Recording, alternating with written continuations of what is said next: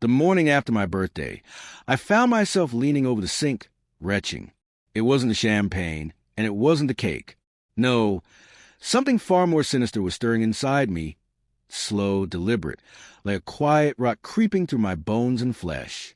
I stood there, pale and sweating, my heart hammering wildly against my ribs, as if it had forgotten how to keep time. My eyes met my own reflection in the mirror. The watch she'd given me was still clasped around my wrist, sleek, polished, still ticking as if everything was perfectly fine, as if nothing had shifted, as if it wasn't the beginning of the end. She had given it to me that night with a smile I barely noticed and a kiss that landed cold, distant. "Happy birthday, babe," she whispered. Fasten the strap with those delicate fingers that now felt foreign. The watch was beautiful.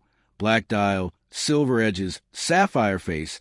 Too expensive, really, for someone who just told me we needed to tighten the belt, to cut back on spending. But I never asked questions. I didn't doubt her. I loved her. And that's what cuts the deepest. The part that still aches. I loved her. 3 years of marriage.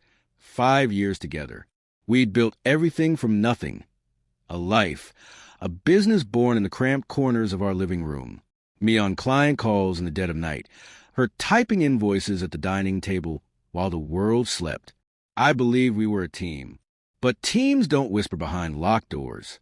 Teams don't erase call logs or bring home gifts that poison your soul. The sickness came like a slow fog.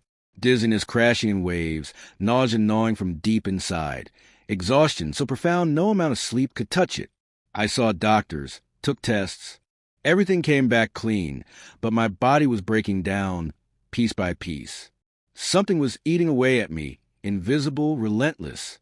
And she was there, too caring, always hovering, water in hand before I even asked, soft voice urging me to rest, her touch just enough to remind me she was near. I stayed silent, swallowed the suspicion, the fear. 3 weeks later, desperate and drained with bills piling high. Focus shattered, I walked into a pawn shop on 5th and Monroe. Maybe the watch would bring in some cash. The man behind the counter was sharp, military cut, eagle tattoo curling down his arm. He took the watch from me, turning it over slowly. Then his face went white, drained of life, like something vital had slipped through his fingers. "Where did you get this?" he asked, voice low. "My wife, birthday gift." He pushed it back across the counter, fingers trembling. "You need to talk to the police right now." That's when the truth hit me like a blow. The watch had been tampered with, modified to hold a microcapsule of slow-releasing poison designed to mimic a natural illness. Nearly invisible, nearly perfect. I didn't go home that night. I filed a quiet report, then slipped into a roadside motel. I did what I do best, research. Years of running a business had taught me patience, the art of waiting, of planning. Revenge, after all, was just another kind of business. Cutthroat and meticulous. Step 1. I rewrote my will, leaving everything to my godson. She never noticed the legal folders sliding into the drawer next to the bills. Step 2. I opened a new LLC under a fake name, slowly siphoning money from our joint account, just enough to bait her greed. Step 3. I dangled a phantom client, calls, emails, proposals, travel plans. She bid immediately, pushing me to take the meeting, thinking I was too sick to see through her mask. But I was no victim. I was hunting. 2 weeks later, I cracked her cloud storage. The password was laughably simple. Inside, there it all was screenshots, texts, videos, the man she was seeing.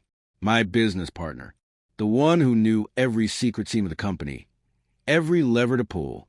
What he didn't know was I'd already sold the business. They were draining an empty shell. The day they booked flights for her mental health reset, the police raided our house. She screamed. He ran. Didn't get far. In his apartment, they found more watches like mine. Not the first. In court, she cried, spun stories of fear, lies, and manipulation. But the jury read the emails, the messages. One line sealed it all. "He's dying anyway. Might as well speed it up and cash out." She got 12 years. He got 18. And I got my name back. It wasn't clean. My body took time to heal. My energy came in uneven waves. But every breath after the verdict felt sharper, earned through fire. People ask if I miss her. I don't. I miss the idea of her, the version I thought I loved. But that person never existed. What's real is this. That watch still sits in my drawer, tagged and bagged. Sometimes I take it out, hold it, not out of grief, but as a reminder, to remember the shape love wore when it came disguised as a noose. Now, I check the time on my phone because I know just how fast everything can fall apart.